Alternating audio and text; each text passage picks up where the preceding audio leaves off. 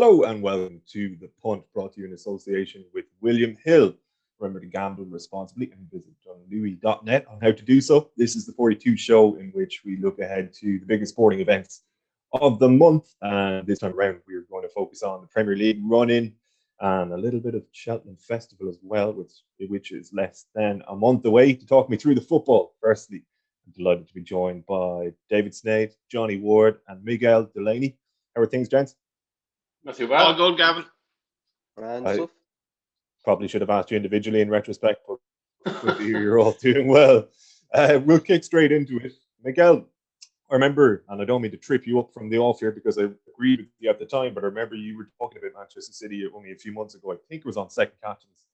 And there was a sense that you were relaying from the club or people within it that there was an element of Pep Guardiola fatigue had set in, and that maybe after this, at the end of this kind of biblical run he had been on with them, which maybe felt like it was drawing towards its natural conclusion at the end of last season, that, the demands psychologically and physically were beginning to take their toll on the squad, and arguably that they'd reached the end of their tether with him. And even at the start of this season, it felt as though City were a little bit off the pace, took a while to get going.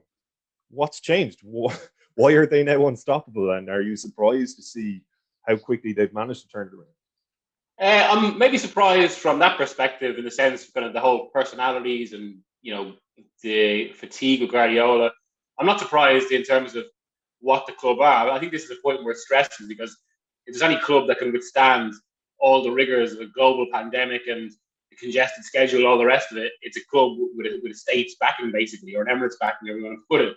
But I mean, leaving that aside, or really, I suppose, an extension of that, you can still, I think, credit Guardiola what he's done, because it is true. When you spoke to a lot of kind of players around October, September, connected to players, the vibe was that there was just kind of, because you can see on the line, Pep Guardiola is an intense manager, and that will have psychological fatigue. But it's a psychological fatigue that will come out more when things aren't going well. Players are humans, and when things are going badly, they complain more. When things go well, suddenly a lot of issues start to get waved away. And to be fair to Guardiola, at that point, I think from what we've heard from around the club, and that at that point, when everyone was thinking that they're on a bad run, they'd lost their way, he was kind of tinkering with the team. And I do remember hearing, to be fair, around October, November, that him and his staff had got together and adjusted their fitness schedule, because they realised they couldn't train the same way when in this situation where they haven't had a proper pre-season and they've had a game every 3 days. So that was one thing they tweaked, and he's obviously tweaked the way they play football, and that's gradually led to this build-up in form where they're now on this unstoppable run. They all think Guardiola is a genius again, and far from intense, he suddenly looks very relaxed on the line. I mean, I was at Arsenal City on Sunday, and the way Arsenal have the press box now, or the press seats, you're actually very close to the benches. So I remember, when they played United, we could hear everything Solskjaer was telling Rashford, including a few disparaging comments about the Arsenal players. But usually associated with those games, you see Guardiola kind of manic almost. He's histrionic. Whereas here he was completely relaxed. And I think that reflects the mood of the club right now and why they're in the form they're in. Although, there's an interesting thing there as well, where in terms of the league, it's probably wrapped it up. In terms of the Champions League, is there a slight danger of peaking too soon, given previous seasons? But, right now they look extremely strong. When you allude to the tweak in fitness training there was a comedy made some weeks back now where he was asked about the turnaround in form, and he pointed towards the fact that they previously had been running too much.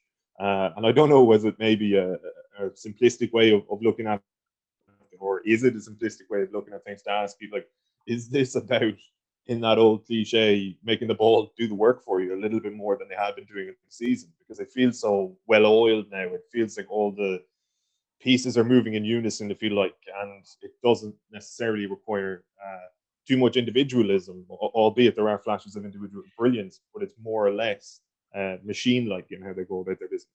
Yeah, he was probably just him kind of, he was a necessarily simplistic portrayal of something a bit deeper that he's doing. Because if you look at the last few years of European football, what's won it has basically been intense pressing, and that kind of dominates the game now. if teams try and do that this season, they'll just fatigue themselves and run out of steam. So what he's done, I mean, like Guardiola has been influenced from his time in Germany in that way. So what he's basically done, he wants his players, from what we've been told, he's told his players to stop making those breaks, stop making those intense runs, and play a more controlled game. And it's allowed them to be more composed and maybe a little less explosive than some of their best performances of the past few seasons. But I mean, look at the run.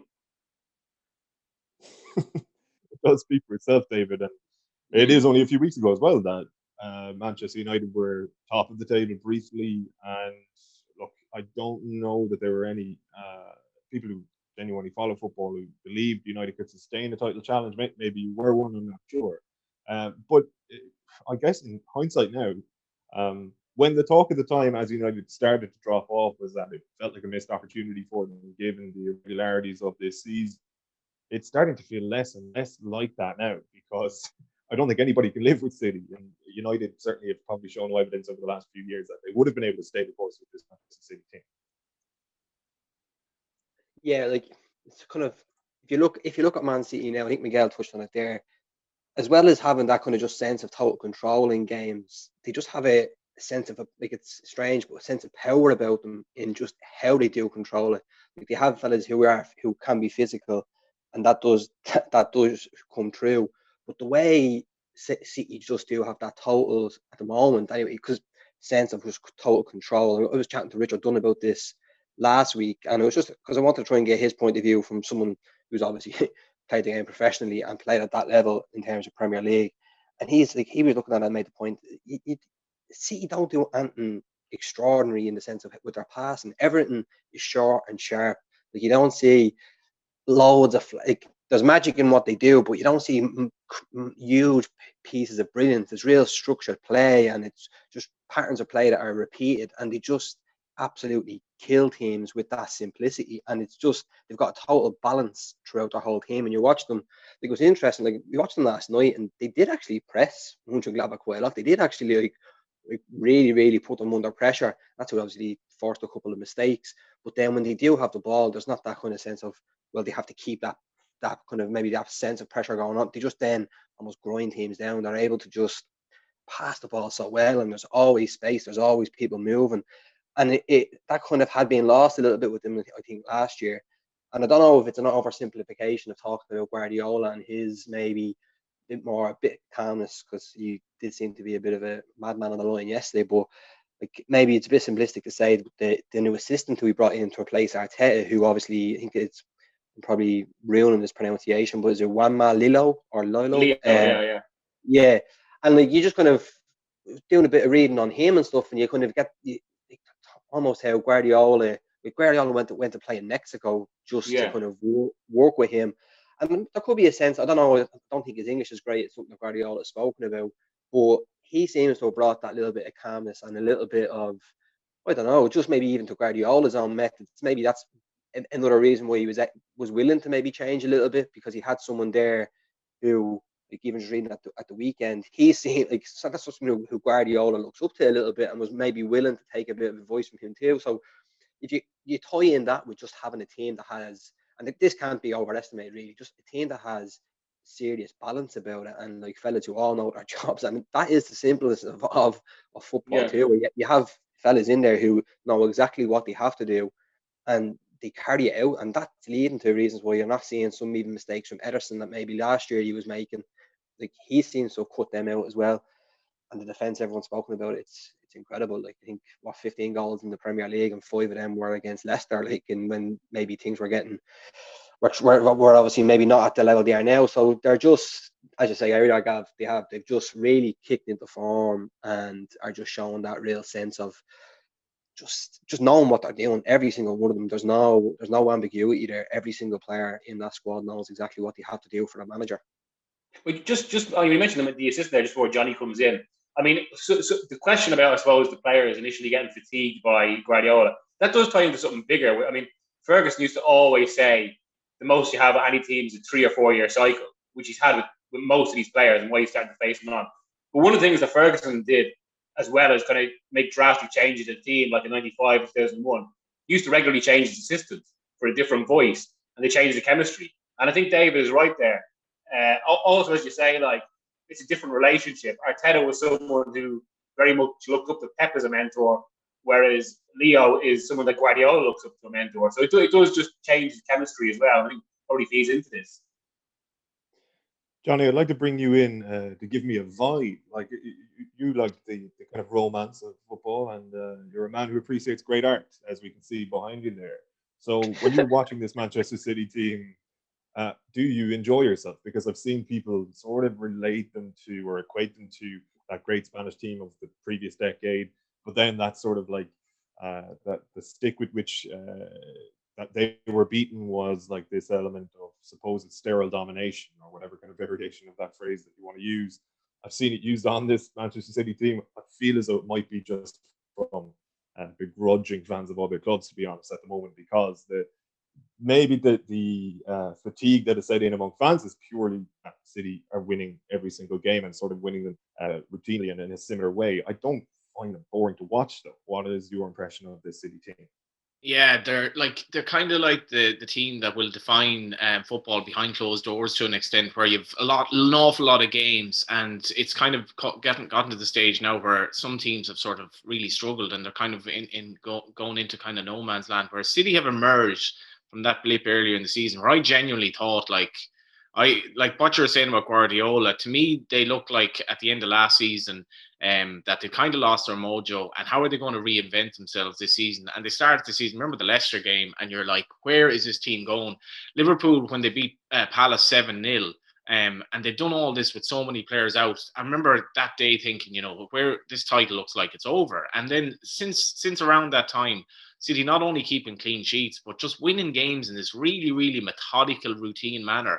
And where you have a situation where a team is effectively now running away with the league, and they've one player in the top 10 scorers in the entire Premier League, and that's Gundogan, which is absolutely baffling, because they've done this without having like this kind of like this regular goal-getting striker. Aguero's been out. And the mad thing is, like, I'm watching them without De Bruyne, and I almost enjoy watching them more. It's really weird. And he's possibly like one of my favorite players in the world. But what Gundogan has done in that team, it's hard to describe the way they play, but it's just so, I guarantee these Man City players will look back on this time in their life and think, there was no one at those games but I absolutely love playing in that team. And there's a real kind of hunger and heart in them. Just watching them last night, they did press really hard, as David Sneyd said, but they just go out onto the pitch now and they just feel, I think, the players individually feel like they're just going to dominate the game, and they're brilliant to watch in a kind of a strange way where it's not really high octane. And as Miguel was saying, when you look at last year, like, one season kind of rolled into the other, but in the 3 months or so there was no football, these teams, they hadn't just stopped. Like, so they were still, so Liverpool have massive signs of fatigue, but City clearly reset the batteries. And I do think the players were hurt by what Liverpool did last season. I think they're hurt by their failures in the Champions League. And Miguel is saying that they might have peaked too early. I actually don't think they've peaked yet. I think that they have De Bruyne to come back in, and they've just gotten this system now where their defense is extremely mean. And like Ruben Diaz, that signing has been absolutely massive. I think they'd one shot on target last night, the Germans, and it was like City they just completely control games. And I would really fancy them to win the Champions League the way they're looking at the moment, because the league is basically over. They can kind of stroll through that, and I think these players, I think they'll struggle to enjoy football any more than they are right now, because of the way they play and because of their control and because of the genius of Guardiola. And I think the assistant manager must have had an influence, because they've totally changed the way they play compared to the Guardiola we would have been used to. But I love watching them play. They are, to me, they're kind of the team that has defined football behind closed doors. There's almost no emotion to it. It's methodical and it's just brilliant. It is just a little point that's been even enjoyable a little bit this year as well, is just seeing Cancelo too, and just that. Like, I know maybe he did something with Lamb where he kind of changed Lamb's position, but like, I don't know, he seems, Guardiola, or if it's Loyo or whoever it was, he seems to almost have invented this new role for the player. Do you know what I mean? And it's actually great to watch it. And you see him last night whipping in those two balls, and he just looks totally different player than what he was. He can listen. Don't get me wrong. It's not as if they've unearthed him. Like, he came from Juve. You know what I mean? He's a top he's a top quality performer, and it's kind of scary what he might do against Ireland when Portugal play. But like to actually see this in front of you developing in terms of, because you're going to see this, maybe this will be, coaches will be looking at what's happened here and will be maybe trying to replicate it, and it's going to be interesting to see. It's just another way. If you look at Guardiola's great team with Barca and stuff, he's doing something. Whether or not they hit those same heights, like they're well on course for it, because like it takes something extraordinary now for them not to win the league. I think they can afford a small bit of a drop off. Like this has always been a team with the Champions League and the league. Guardiola can almost afford a small bit of a drop off and drop a couple of points here and there, because there's no one really capable, I don't think, of going on a run to even put them under pressure, even if they do lose a couple of games. So it's just it's actually could be quite incredible what happens at the end of the season if they haven't peaked. That's the only thing that can stop them now, because they've shown they can deal with injuries. It's whether or not they have peaked too soon. Like when Johnny says, I don't think they have. I think they, even if they just maintain this level or a little bit around it, I just don't see who can stop them. I think it could only be a one-off game in the Champions League or in the FA Cup that if they have an off day, that would stop them. You wonder as well, like, does De Bruyne actually walk straight back into that team? Because like, how would you tinker with the way? Do you know he does. Like when Gav was saying was saying earlier about enjoying City, like I just love watching Kevin De Bruyne kick a football. Yeah. I just like just the way he moves, just the way he does it, and it's like it's glorious. Even just the way he kicks the ball, it's so ridiculous. It's so simple, but like he's just, and that vision he has, and just the stuff that he can do first time. You're looking at him thinking. And he would have struggled to pass the ball better than Cancelo for the first goal last night. Yeah, well, that's it. Like think about it. Yeah. But it's just the way you're right. It's the way he strikes the ball, and it's something often said at golf. But he's got every pass in his locker, and some passes they haven't even thought of. I think he's the best to watch in the league at the moment. But just as regards Europe, sorry, go on. I was gonna make just a very funny joke there. Like Kevin De Bruyne is now the best backup left back in the league, isn't he? When you think about how City play. I know, yeah. But as regards Europe, though, I think there could be an interesting thing in that there is a slight. This happened in 27-18 when they were running away with the league with 100 points. That not that they get complacent, but they're so used to a certain manner of victory in England, then it'll come to a big Champions League game, and far from Guardiola being relaxed about it, just continue that form, he actually doubles down on what he always does. We just think he has to try and do something special in Europe that suddenly kind of distorts their games. And a good team might be able to take advantage. I mean, even when they beat Liverpool 4-1, to be fair, in that game, the Salah penalty comes from a simple ball over the top that Diaz doesn't deal with. Like there are probably still a few vulnerabilities there that haven't really been tested yet. PSG could do serious damage against them. Yeah. Like that was one thing yesterday that surprised me about Gladbach, is the two times that they actually got the ball through quick down the sides, Ederson had to be alert and had to come out and sweep up a little bit. Like they are susceptible to the way we play with Cancelo and even sometimes Walker and with his positioning. Like they're not totally infallible here. Like a team of the level of PSG could beat them, obviously, of course, and Bayern Munich.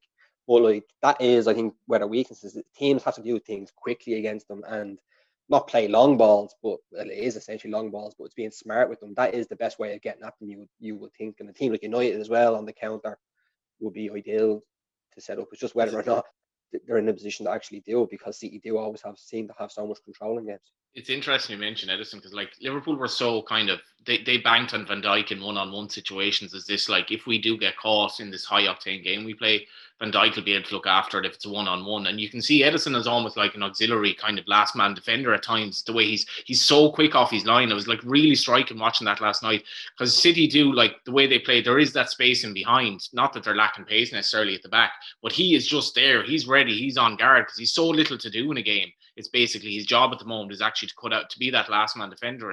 And he's like, when you consider him to the season that Alisson has had, like, you couldn't trust Alisson at all to do the job that we'll say Ederson can do, and he's a fascinating role in that team as well. I do want to chat about Liverpool and get into Mourinho a little bit as well, and Spurs and what's going on there. But because you touched upon them, David, and because I'm sure viewers or listeners to this podcast would be apoplectic if we don't give them a mention, like, you've been a big advocate for Ole Gunnar Solskjaer, or at least what he's doing at United. At least you've been less critical than a lot of your peers, let's say, in football media. They're 14 points better off in the league than they were at this stage last season, which is an indication of progress. Obviously, there does seem to be an element of them being harder to beat this time around as well. And yet, when they got to the top of the league, it felt like they just had a nosebleed. I'm not sure if the belief was truly there, even on behalf of the manager, to go on and challenge City. I think they're probably looking at this through a more long-term prism. And Solskjaer knows those players better than anybody at this point. And he probably felt as though they couldn't maintain the challenge. Where do you think United are? Like, are you like, if for United fans, can they be satisfied with the level of progress they've made this season, or do you feel as though it's too much of a kind of a slow burning process, like for them to actually go on and become league contenders in the next couple of years? Well, I think there's definitely reasons to be satisfied in terms of the improvement and the progress that's been made this year, and obviously where they are in the league and stuff like that. But then you have to look at it through the prism of, well, who are the best team in the league at the moment, and it's Man City. And you're kind of looking at, are this Man United team capable of being as strong as this Man City team? And because if that's the standard now that City have once again set, are this Man United team capable of getting there at the moment? And it's the answer, obviously, at the moment is no. And it's just a case now of whether or not at the end of this season, would be coming from the point of view of, if United have a strong finish to this season and finish a strong second, I think it'd be too much. They're not going to obviously win the league now. They had their chance at the top and they just weren't able to maintain that. As you see, you've shown that they're just a couple of levels above at the moment. Things can change very quickly in football, though, and dynamics of teams can change. But if United have a strong second, whereby it's not a struggle to just finish in the top four, and they do well in the cup, Europa League, if they do well in the FA Cup by winning one of those, I think that gives Solskjaer a bit of clout and a bit of reason then to actually maybe try and get money in the summer. But it's going to be difficult as well, because you don't know how COVID's actually going to affect what they can do. I would say it's clear now that they have to obviously buy in the defensive areas. Goalkeeper, I don't know whether or not they're everyone knows about the Gea and the money he's on. Do you feel maybe they're stuck with him? Do you feel Henderson's up for it? But I think this season has maybe shown up some of those weaknesses, because they've conceded 32 goals in the league. Like, they've conceded the same amount as Fulham and Brighton. You look at what City have, it's like 15, and that's where the weaknesses have been. We talked about that sense of control that City have in games, and that maybe sense of power. Like, United, I don't think have that. Even though they have such a good record away from home, you still go into games with watching Man United, and you always sense there is a vulnerability there. They haven't got that strength, I don't think, in terms of a team, of the teams going in and feeling as if they're up against it. I think teams will still feel as if they can get at United and get into that level of a City where it's almost damage limitation. That's where they're still a bit further away from, and that can come. If you look at the attacking players and the age profile of them, and obviously midfielders too, like, I think that comes from being solid at the back. That, like, nowhere else. Like, you might have great attacking players, which I think United do, but if you're still vulnerable at the back, teams are always going to fancy themselves and have that little feeling that they can do something against you. And that's what I think by the end of this year, as I say, if United do really kick on and finish the season strongly and maybe get over that mental block of actually winning something under Solskjaer, it could be a big thing for him then in the summer to actually go and strengthen, because he has shown in the market so far that he's gotten good players. He's clearly got an eye for a player, and the way he kind of recruits by actually going and speaking to people about players as well, not just leaving it up to other people. That does seem to have made a bit of a difference with some of the players he's brought in.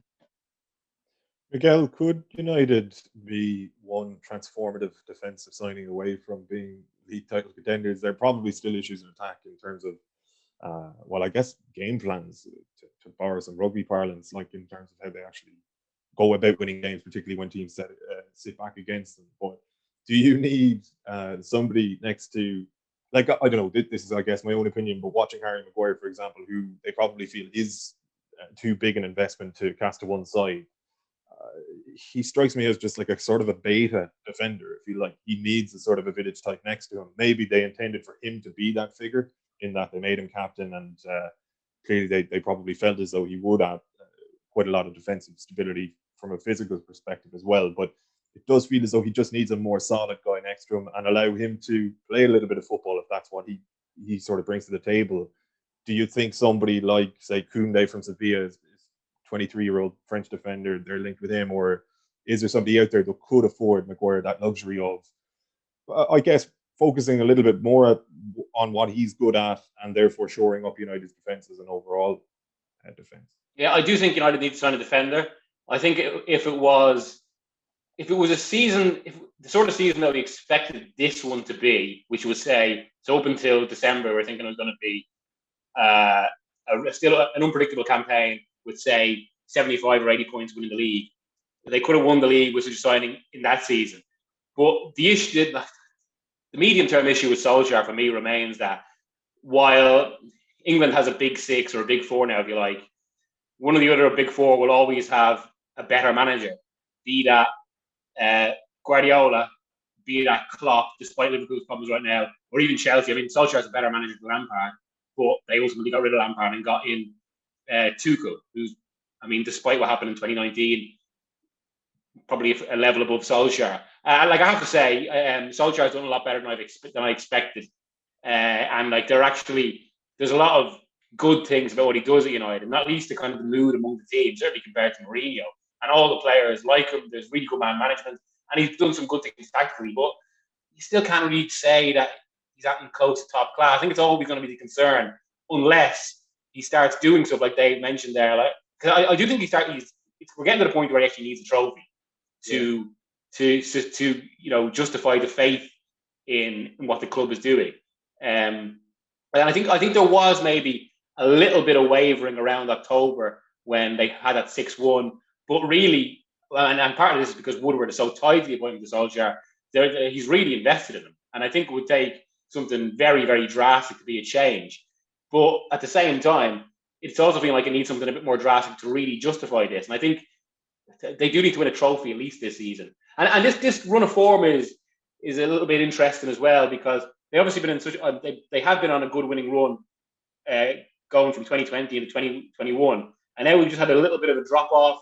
And like, the one thing that has defined Solskjaer's time more than anything else is they've gone on streaks where they've gone on these runs that suddenly make him look like a genius, and then they're immediately followed by runs that make him look like a clown. And we're both extremes in the commentary. And so I think United need to consolidate a bit in that way, and hopefully and stop this current drop off becoming a bit more problematic. And that will tell us a lot more, I think. Let's chat about Liverpool then a little bit before we get on to Jose Mourinho. And Miguel, I'll stick with yourself. Like you mentioned there that Klopp is going to be around and he's going to be a better manager than Solskjaer. He's naturally enough going to be one of the top managers in the league. That being said, he has a job in a sense to sort of turn this run of form around. People are aware of the stats, obviously.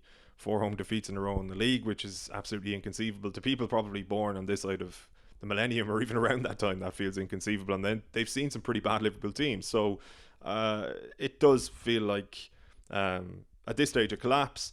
There are mitigating factors again which everybody is aware of, but from his point of view, how does he actually take them out of this hole? Because it feels as though on a couple of occasions in which they've seemed to turn the corner, you think of West Ham away and even maybe in the Champions League last week, Palace big time.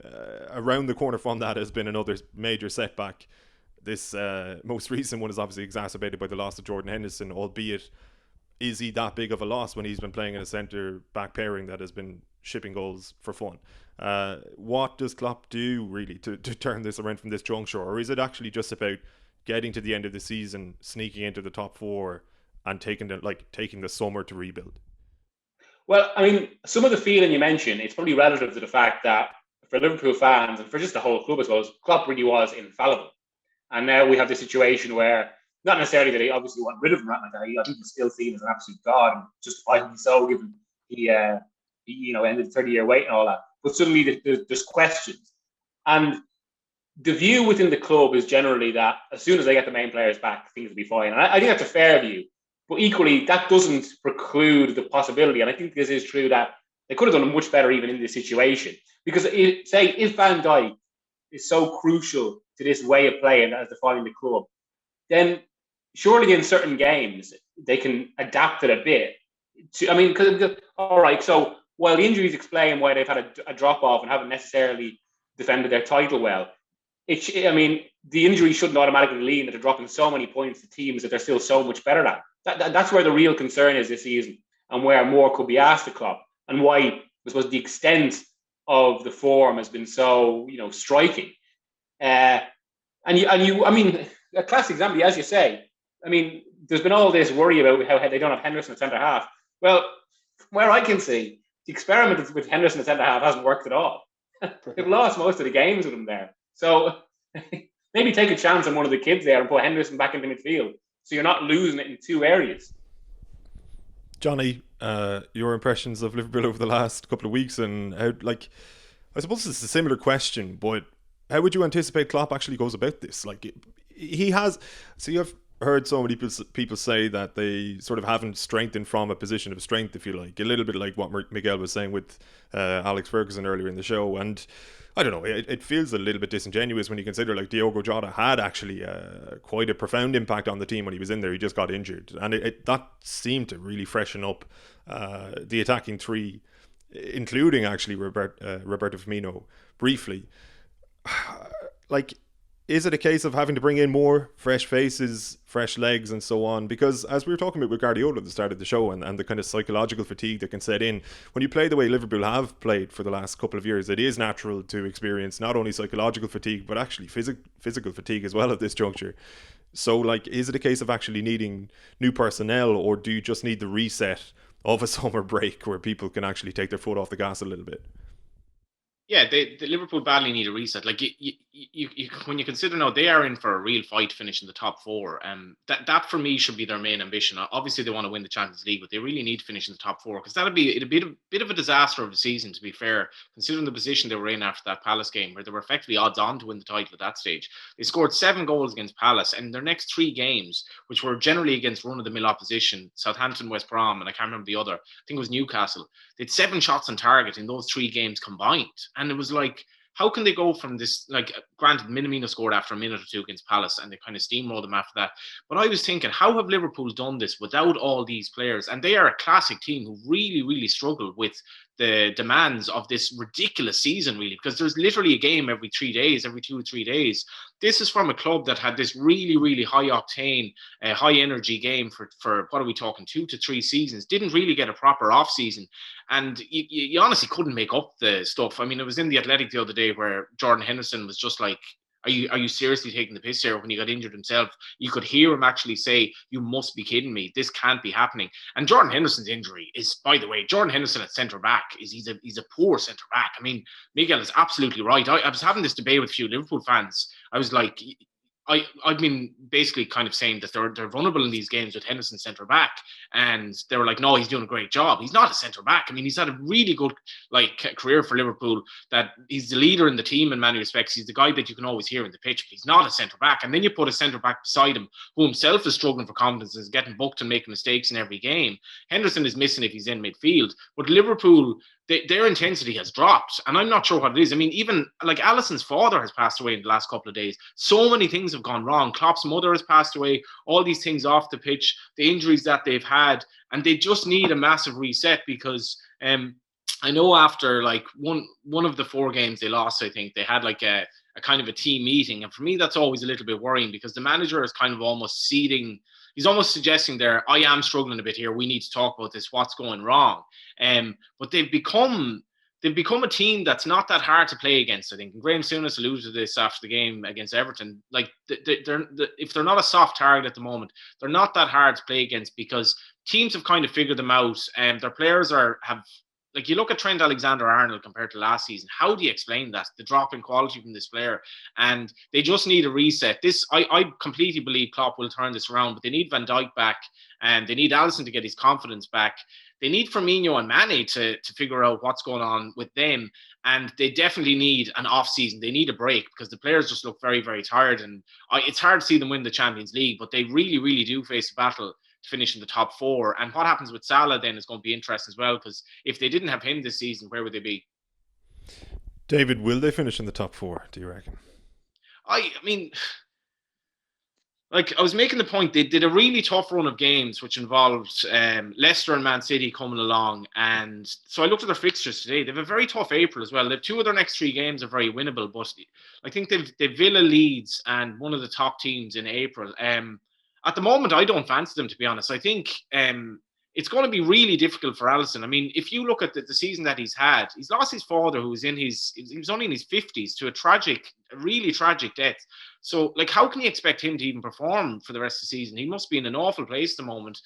You add that into the problems that they're having, like centre back, and bear in mind their fullbacks aren't really having great season by their standards. So Liverpool, to me, I think they'll definitely struggle. The way Chelsea are playing, I'd fancy Chelsea to finish ahead of them, and that'll probably be enough, because I think Leicester and Man United will as well. Whether West Ham can keep it up or not, I'm not sure. But Liverpool just aren't a great side at the moment. Even when they beat Leipzig, they were gifted 2 goals by a team with no striker, who created plenty of chances against them. And I thought if Leipzig had scored at 2-1, they'd actually have a chance in Anfield, because you mentioned that they've lost 4 games in a row in Anfield. It doesn't matter anymore. There's no crowd there. It's just another pitch. And I think that has really hit them as well this season. They haven't had that crowd to bring them through games. And at the moment, they just look a bit of a mid-table side, really. I want to chat about Mourinho before we wrap. I'll start with yourself, David, and then bring you in, Miguel. David, it does feel depressing, regardless probably of the club you follow. Maybe less so Arsenal fans, but the inevitability of this. And actually, because for a brief moment there towards the start of the season, it actually felt less inevitable than it had in the previous decade, probably, that late stage Mourinhoism would set in sometime around sort of January, February, and the wheels would come flying off this particular vehicle. At this point for Spurs, like, does that feel like a reparable situation, or are we at that juncture where we so often are with Mourinho, where it's kind of irretrievable at this point, that they're in a spiral and he needs ridding? Yeah, like, obviously they're in, other than the other night when they're obviously gone through in the Europa League, they're in terrible form. They're not really playing well. It's a strange one. It does strike me a lot like similarities in terms of what's happening in the league and with the cups, in terms of his the season 2017 with United, where obviously, like, Mourinho pretty much decided to not write off the league, but kind of realised, well, actually, do you know what? The Europa League is a priority in terms of getting into the Champions League. You looked at the squad United had, the way they were playing, knew the consistency wasn't really there at that point to do anything in the league and to prioritise the cups. Obviously won the League Cup. They're in the League Cup final this year. There are a lot of similarities there in terms of some of the problems that are beginning to materialise with relationships with players. But what I would say is, obviously everyone knows Mourinho is all about results. He hasn't really got them that much over the last couple of years. It's the only thing that justifies what he does is how the team do in terms of what they win. If the best case scenario, obviously, for Mourinho, in terms of, we talked about earlier about Solskjaer maybe winning a trophy and maybe getting that extra bit of credit and maybe a bit of, I don't know, respect, maybe from other people. I don't think that Mourinho's needing that from what he's already done in his career. But I would imagine he's now at the stage where he knows top 4 is beyond him, really, essentially. Probably just prioritise the Europa League at this point now. Like, he's in a one-off game to win the League Cup. If he wins that and then does well in the Europa League and gets to the Europa League final, which when you look at the squad they have, again, Spurs, very Spurs thing to say, but they could be a very good cup team. And Mourinho is a very good cup manager, just in terms of how he can set teams up in different situations. I would say that that's the thing that will save him again, is if he repeats what he did with United. Now, listen, you see what happened the next season with United, and went to absolute bits. So that'll probably happen, don't think. But, like, I think that's what will keep them in the job, is if they win. I don't think it's nothing about, like, see, Spurs could conceivably finish in the bottom half, and I would not be surprised whatsoever. But then I also wouldn't be surprised if they also won the 2 cups. And that's what will keep them in the job, and maybe get them to spend another 100 million maybe in the summer, if again, and have to come back with it, if COVID allows, because clubs have been hit massively. So that's what, and it'd be enjoyable. It'd kind of be interesting to see, because it'd be, if this chapter in his career, if he actually does pull it off and maybe win a couple of trophies, that's what will keep him obviously in the job at Spurs, really, I suppose. And then next season, is he capable now of building on it after a bit of success, or will it follow the pattern of what's happened before and just go to bits? So in effect, it's better for Spurs if they win nothing this season, because he'll be gone. Well, no, I don't think it's ever better for a club not to win something. Like, that's the thing. Like, if they go and win something, Does that reinvigorate Mourinho? Does that reinvigorate the squad? Like, you would think now Mourinho should look at Dele Alli and say, do you know what, if a player is producing like that, even though like Wolfsberger weren't great really, but like if you've a manager, even he might have certain, he might not get on with the player, he might not maybe like how he does conduct himself maybe around the training pitch. We saw that in the documentary and stuff, but like Dele Alli is a really, really, really good player, and whether or not he can get back to the levels that he was at under Pochettino a few years ago, but like he has to try and do something with him now. They're in a position where like they have got a lot to play for. They might not in the league, they can, in terms of getting Champions League, and it could be hard to motivate certain players when they're not fighting for that, but they've still got a lot to play for in the league. And I don't think any Spurs fan really should be thinking, oh well, let's lose the League Cup final and get knocked out just to get rid of Mourinho, because you never know what happened. They win 2 trophies and it could totally reinvigorate the club, and maybe Mourinho too, and players around the place, and you never know where they could go. Or if say it's going to follow a familiar pattern of what happens with Mourinho, or eventually go out the door in a blaze of hatred and despair. Well, just when you say that, I mean, look, he won 2 trophies in his first season at United, and they finished second in the second. And that season, I mean, superficially you could say it looked good, but really that season was miserable. The seeds were sown for the fact that he's sacking a few months later. I think it's the thing with Mourinho.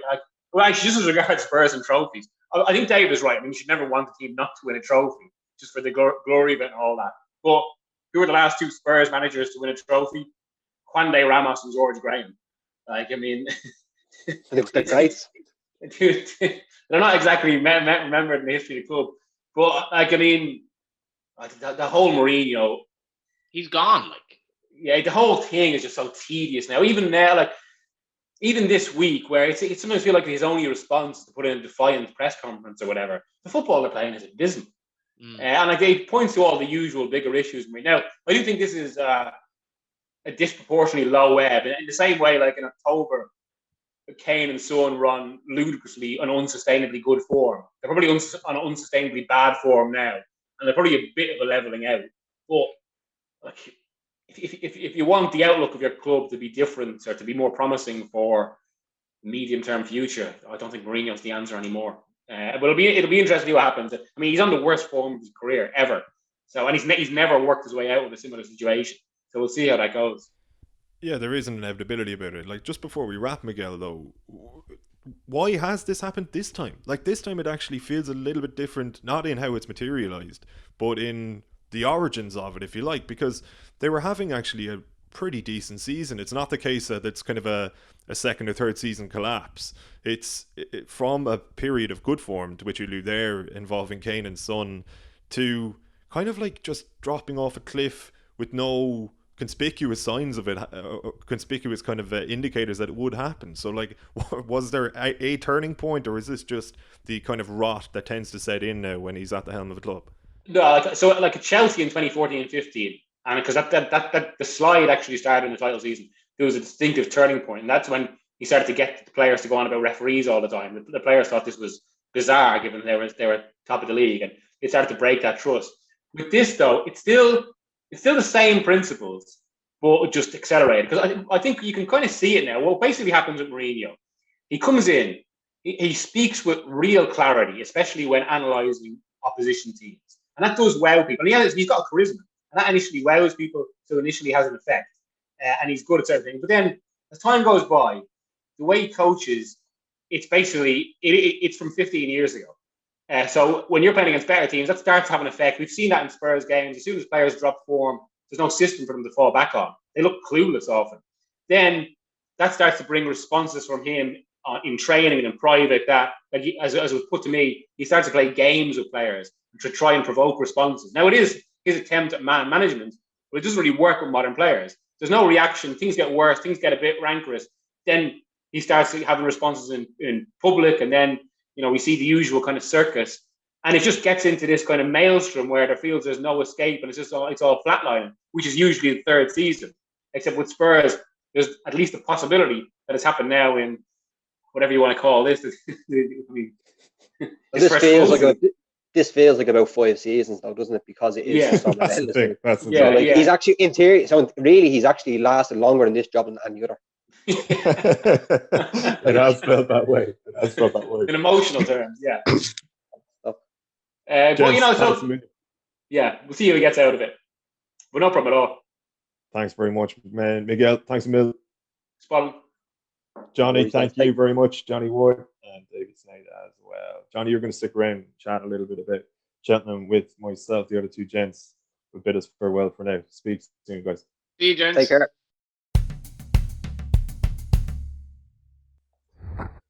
Well, Johnny Ward, it feels like only yesterday that your Twitter mentions were being lit up with belligerence and vitriol as you attended one of the more controversial Cheltenham festivals over the last few so years. What did you see? It feels like only what? Yeah, this, like, Gavan, this honestly feels like 3 years ago. Like, my concept of what early of last year was, since lockdown, like, honestly, everything that was like January or February or March of last year feels like years ago. I don't know how it's been for you, but there've been long days and long weeks and long months, but as an overall package of time, it doesn't feel that long ago to me, I have to say. Now, that being said, I wasn't at the receiving end of some of the abuse, but it was I'd imagine a very eventful week for you. I just want to, before we actually get into specific races and things like that, like, what's your sort of hype level for this one as a fan of the sport as well as a journalist? Like, can you look forward to this with the same kind of vigor as you would typically when there are crowds there and so on?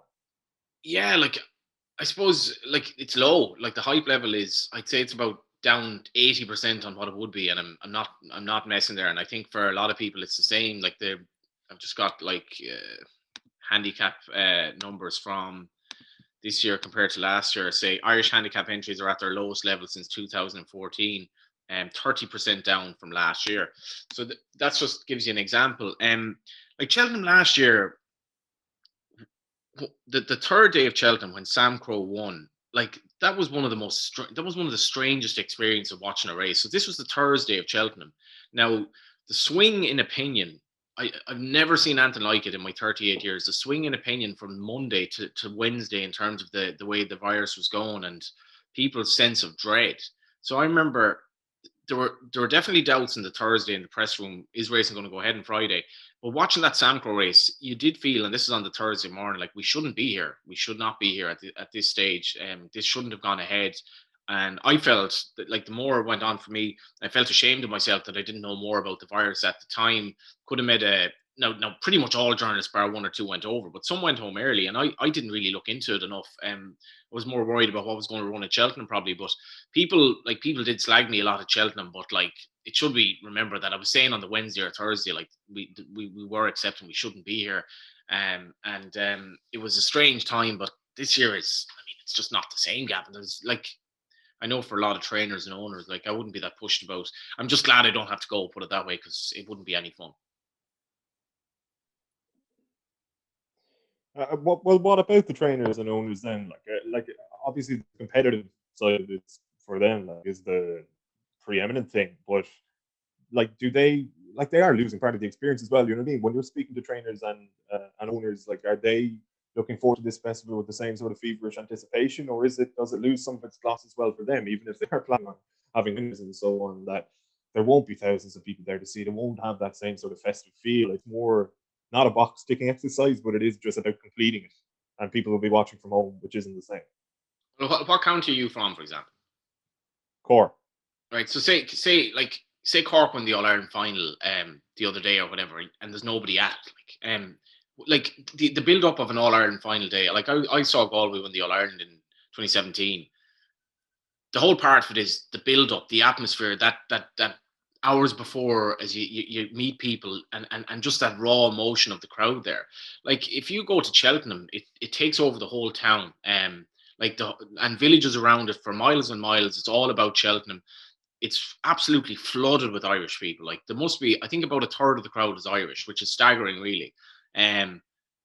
So if you go over to Cheltenham this year and you happen to have a runner, like, you'll be celebrating to a tumbleweed. You know, it'll just feel completely surreal.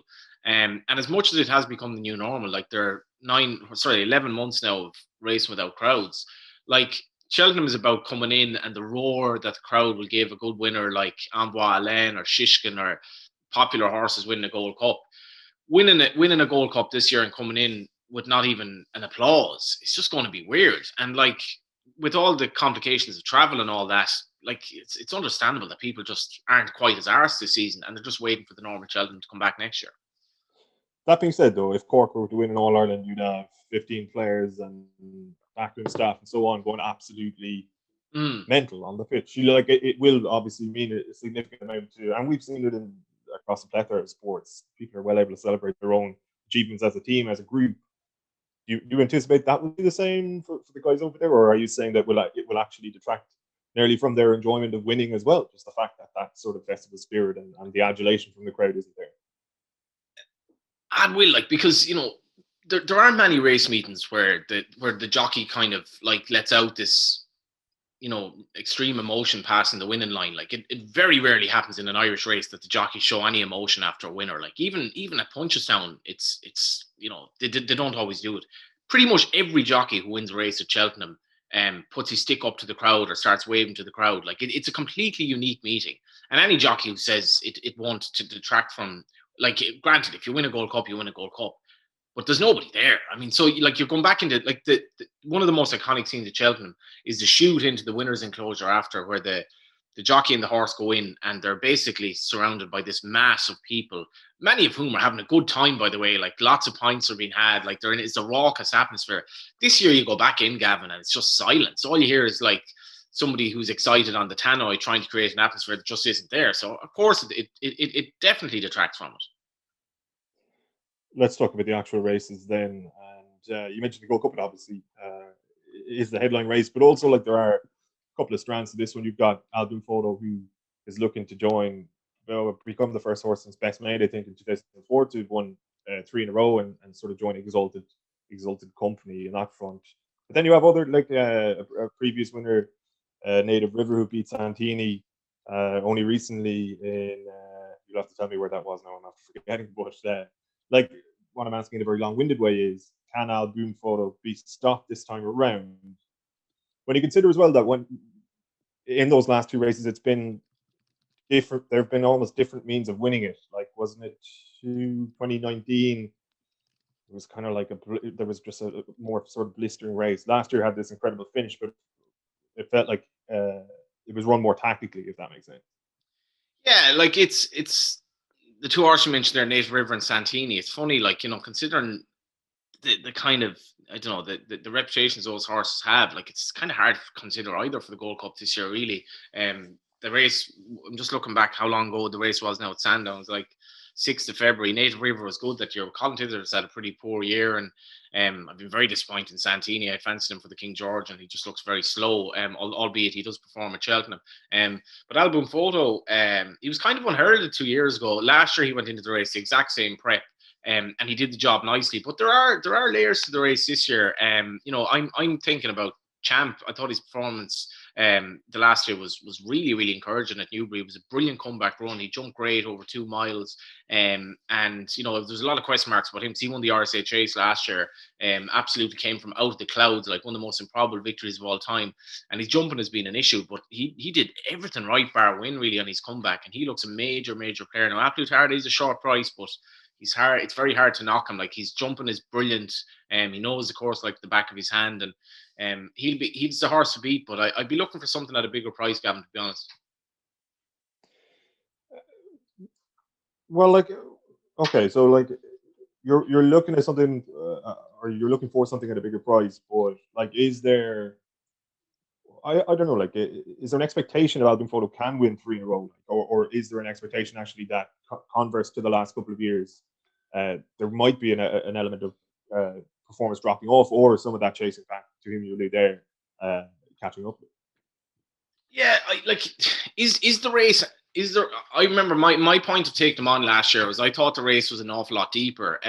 This year, I don't know if it is much deeper, but like, he's, in fairness to William Hill now, their top price is 3 to 1. Like, he's to take on Champ is coming to second favourite. Absolute Hard is third favourite. Now, in fairness, neither of them ran in the race last year, and Absolute Hard has proved a bit of a revelation over 3 miles. His victory at Leopardstown. after that, then you're kind of into the territory of, like, Manella Indo was disappointing at Leopardstown last time. I fancied him for the Gold Cup, and I thought he would. This was his season. It's really, really hard to pick a hole in album photo, Gavan. Like, his comeback at Tremor, as much as he was beating horses that he basically beats, he jumped brilliantly. Willie Mullins was absolutely purring after the race, and it's hard enough to oppose him. It's just he is short enough price, and things can go wrong in the race. Well, it's an extreme jumping test. And I just prefer to look at something at a slightly bigger price, but whatever beats him probably will win. What about the Champion Hurdle then? I think Honeysuckle is the favourite there. What kind of a race are we looking at in terms of depth, and are there sort of other horses that you would point towards as being better value for money? Yeah, this race has become fascinating, to be fair. Like, I really don't like this idea of these mares races at Cheltenham, Mares Hurdle, Mares Novice Chase, Mares Novice Hurdle, blah blah blah. I don't think they're particularly memorable. And bizarrely, then you've like Honeysuckle, who essentially avoided the Champion Hurdle last year to run in the mares race. She's now taken on Epatante, another mare who won the Champion Hurdle last year. So effectively, the two best horses in the Champion Hurdle are actually mares, which is bizarre considering the Mares Hurdle is there, and that race might be left to Concertista. But Honeysuckle was awesome at Leopardstown the last day. I'd probably pick some holes in the horses that were in behind her. Son Ra, obviously, he's just kind of out for the season now. He's been disappointing and nothing got into the race. Abacadabras has had a disappointing campaign.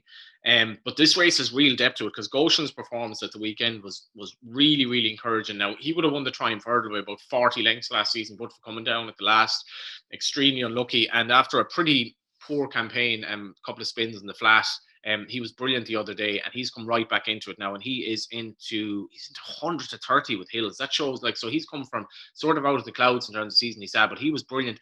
Bring back Abacadabras. Abacadabras nearly beat Shishkin last year in the Supreme. He travels really well at Cheltenham. Gordon Elliott's horses were sort of out of form. I think if you back him at 12 to 1, as much as I'm not very keen on his finishing effort, you're going to get a massive run for your money. I don't think that's a bad call at all if you are getting involved in the race. But the two mares, Honeysuckle, she's a brilliant attitude, Gavan. She's turned into a complete, like, madam at home. She's the boss. She knows how good she is. And she, for a horse who kind of just does enough in her races, she was extraordinarily good at Leopardstown. And I think Epatante has a massive challenge on her hands this year, and she's been usurped as favourite now as well. She's 7-2, third favourite with Hills, which is an industry outlier, I think. Triumph Hurdle, talk to me again about depth and what you anticipate there. Zana here, if I'm pronouncing that correct. You are indeed. I haven't heard it said out loud. Was favourite with Hills last time I checked, which is just before we came on. I presume that's still the same. Talk to us about the Triumph Hurdle. Yeah, 9-4 favourite. In fairness, it's very hard to knock Zana here. He was a good horse on the flat, but he's just been flawless over hurdles, and his last win at Leopardstown was achieved in a race that wouldn't have suited him, really. He's a horse who stays well, as much as he does have a turn of foot. He can do it basically anyway. He loved the ground. The only reason you'd be taking him on, really, again, is his price. He's 9-4 with Hills. Like, Calixios, his stablemate. I wonder, will they go with the Fred Winter with him and just keep the two of them apart, because he might well win the Fred Winter. French Cecile is a horse I tipped up in the 42 a while back after he won his maiden hurdles. He won his maiden hurdle by 21 lengths, and the form has worked out fine. He's moved to Willie Mullins. A little bit surprised that he hasn't run since. Small concern, but my suggestion would be to back French Cecile at 8-1 with Hills at the moment, and Tritonic at 11-1.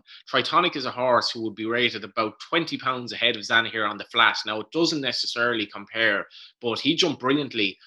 He jumped really well at Ascot in his hurdling debut. He's going to run at the weekend in the Adonis, I think, which is going to be the 4-year-old hurdle, and the Adonis will tell us more about where he's at, but he looks a really big contender for Alan King, who's won the race twice, and I think it's actually turned out to be a bit of a cracking Triumph Hurdle, but they'd be my two. If you couple them, I suppose you're on about a 5-1 shot or thereabouts. Not too bad. Other sort of hot pots, as you might put them. I know you mentioned Bois Alain, the Shishkin, who I think you referred to earlier as well, Monkfish. I'm kind of just naming horses here, but where else can you see sort of value in this festival, or who else do you anticipate doing well? I suppose in the Supreme, I'd give Ballyadam a good chance each way. He's 7-1 with Hills. I think he'll win a big race. I don't think he should be as big as he is compared to Appreciated. If you're looking for sort of a good thing treble, I can't see how Shackleton was beaten in the Arkle at this stage. I thought in the Queen Mother, thought his performance at Leverstown the last day, he did it slightly differently. And it's been a bit of a worry how he finishes the race for me, but I think that was kind of put to bed Leverstown the last day. Put in Monkfish in the RSA chase. I absolutely love this horse. He's flawless. He jumped brilliantly. He finds plenty for pressure. Came from an improbable position really when headed to win the Albert Bartlett last year, but he's a far better chaser. He's jumping is absolutely beautiful, a sight to behold. And then throw in Anwar in the Marsh chase. He's basically gone by. I think the three of them I'm really looking forward to seeing. Shishkin might have a challenge. I wouldn't be surprised if he bolted up. I think he could be special. He might have a challenge with Energy Mean and obviously All Mankind, but if you want to put the four of them in, you're going to probably have a great run for your money, because and they're just four absolutely special chasers. Before we wrap, just give us your tips for those three races that we touched upon there. Firstly, Gold Cup, who are you going with? I'm going with Champ in the Gold Cup, Tritonic in the Triumph. We have three selections in the Grade 1 races, and Ballyadam in the Supreme. What are we talking? Champ's about 6-1, Tritonic 11-1, Ballyadam is 7. So if the three of them come in, basically, we can all go on holiday together when all this is over. That sounds good. I hope the sense of anticipation builds over the next few weeks. We'll do a proper, more in-depth preview on the Punt with you, Johnny, in a couple of weeks' time now. At this stage, it is running around fairly quickly, but thanks a million for that. And thanks a million for your contribution to the football chat as well. Much appreciated. Not at all, Gavin. Yeah, and as you mentioned, once we get closer, like, the buzz will be there. But I guess we've been lucky to have racing. To be honest, it's been great to have it, and I'm still absolutely buzzing to see these horses run. And hopefully, we'll have a good anti-post preview in the meantime. Superb. Thank you as well to David Sneyd and to Miguel Delaney for joining us earlier for the football chat. Thanks to you at home for watching. This has been The Punt. It's brought to you in association with William Hill. Remember to gamble responsibly and visit dunlewy.net on how to do so. Until next time, mind yourselves. Take it easy.